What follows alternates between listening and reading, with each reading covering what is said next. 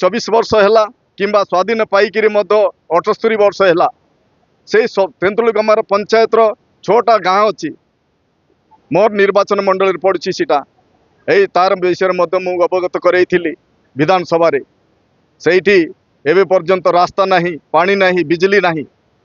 एवं माने विरोधी दलर जो वरिष्ठ नेतृवृंद माने वरिष्ठ सदस्य माने जो गृह को सीटी चलैवाई दौना दूरदर्शी नाला किए थिला सी चलैवाई से गाँव को देखभाल कौन कौन करथिले तमे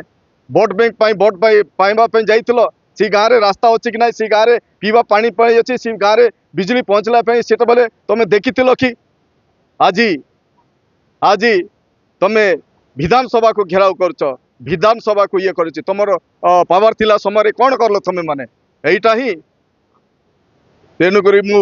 निश्चित भाव में जेहेतु मोर कोटपाड़ निर्वाचन मंडल जाऊँगी मोर अधीन जाऊँगा मु आगामी दिन में संकल्प करी से गाँ मानक किपर पीवा पानी पाइबे शुद्ध पीवा लाइट पाइबे रोड पाइबे से दूरदृष्टि कर गोटे आग्रह करी निश्चित भाव में यहाँ हम ही हम यही मोहन चरण माझी सरकार मध्य